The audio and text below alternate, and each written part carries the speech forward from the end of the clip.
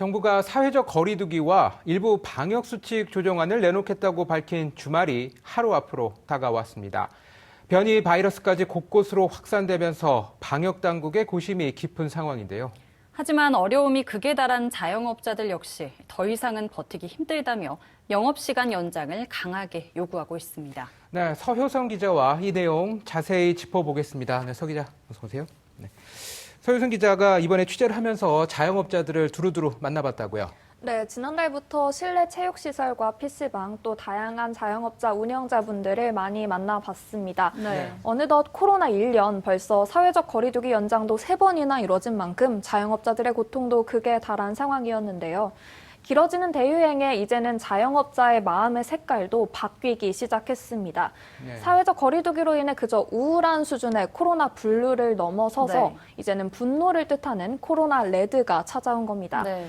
얼마 전 사회적 거리두기 체제 개편 토론회에서는 현행 사회적 거리두기를 단체 기합에 빗대는 아주 강한 비판까지 나왔고, 어제는 참다 못한 헬스장과 당구장, 볼링장 등 실내 체육시설 종사자들과 PC방, 코인 노래방 등 자영업자들이 두 번째 헌법 소원을 청구하기도 했습니다. 네. 자영업자들은 코로나19 예방을 위해 재산권 침해까지 당하면서 방역 조치에 협조했지만 더 이상은 힘들다고 호소하고 있습니다. 네, 코로나19 확산세가 좀처럼 꺾이지 않으면서 정말 많은 자영업자분들이 생활고를 겪고 있잖아요. 업종도 다양한 만큼 현장에서 원하는 해결책도 제각각이라고요.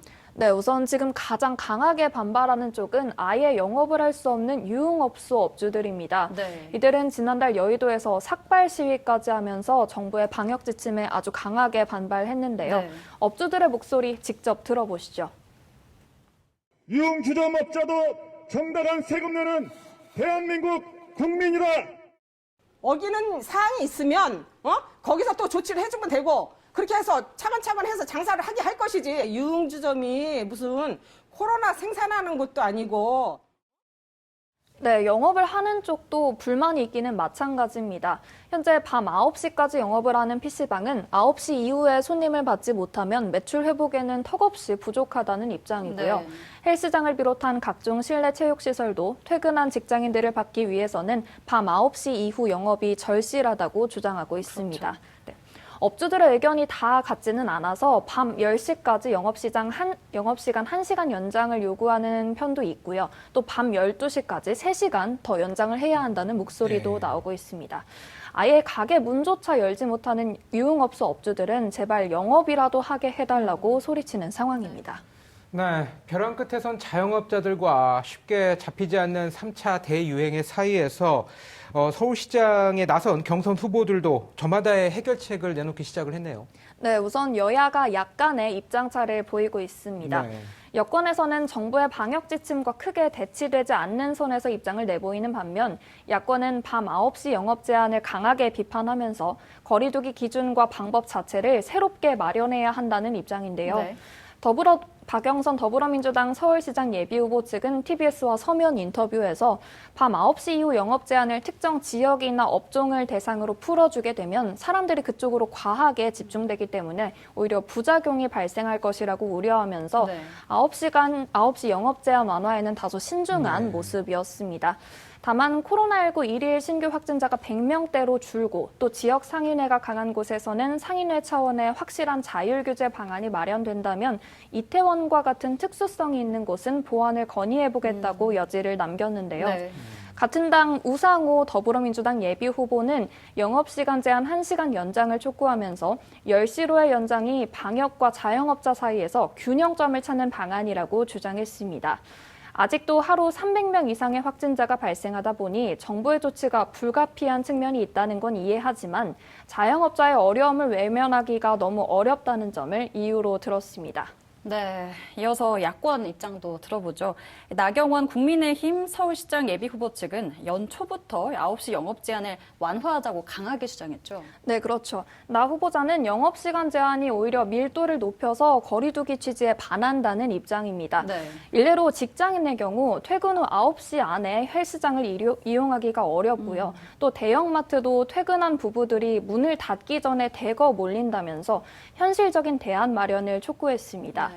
이에 나 후보자는 기존의 업종 또 시간을 기준으로 하는 획일적인 방역 수칙을 넘어서서 현장형 방역 수칙을 만들어서 지속 가능한 방역 모델이 필요하다고 주장했습니다.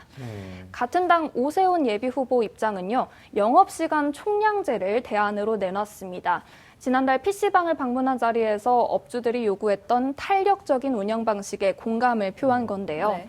오 후보자는 서울시에 입성하면 곧바로 일률적인 규제를 풀고 업종의 특성에 맞게 유연한 영업시간을 보장하고 세세한 방역 지침을 제시하겠다고 약속했습니다. 국민의당 안철수 대표 역시 새로운 사회적 거리 기준을 마련할 것을 촉구했습니다. 네. 이달 초 최고위원회의에서 안 대표는 현행 사회적 거리두기 단계처럼 특정 업종이나 계층에게 지속적으로 부담을 지우는 방식은 적절하지 않고 효과적이지도 않다고 비판했습니다. 이어 무조건적인 영업 제한이 아니라 밀집, 밀폐, 밀접 등 과학적 기준에 기반한 새로운 사회적 거리두기 기준이 필요하다고 강조했습니다. 네, 이렇게 들어보니까 방역 수칙의 변화를 요구하는 자영업자들도 또 그 변화를 이끌어야 할 정치권도 뾰족한 해법을 내놓지는 못하는 상황이네요. 네. 네, 이런 가운데 정부가 내일 중대본 회의에서 거리두기 방역수칙 조정을 최종적으로 논의하고 결정안을 발표한다고 하네요. 네, 그렇습니다. 정부는 앞서 현행 사회적 거리두기를 설 연휴가 끝나는 이달 14일까지 연장한다고 밝히면서 이번 주말 중으로 거리두기 단계와 방역 조처를 한 번 더 조정할 수 있다는 가능성을 열어뒀습니다. 네. 그 논의가 이제 내일 중으로 마무리가 될 것으로 보이는데요. 다만 이번 주 상황이 계속해서 좋지 않았던 만큼 정부의 고심도 깊어지는 걸로 보입니다. 서울 광진구에서 일반 음식점으로 등록만 바꾼 채 헌팅포차로 영업하던 식당에서 집단 감염이 발생하면서 지금까지 50명이 넘는 확진자가 나왔습니다. 여기에 국내에 유입된 변이 바이러스가 지역사회에서 본격적으로 확산할 조짐을 보이는 만큼 정부의 결정이 쉽지는 않을 걸로 보입니다. 네, 내일 영업시간 연장이나 사회적 거리두기 단계 조정 등의 정부 결정이 나오면 추가로 관련 소식 전해드리도록 하겠습니다. 지금까지 서효선 기자였습니다. 고맙습니다.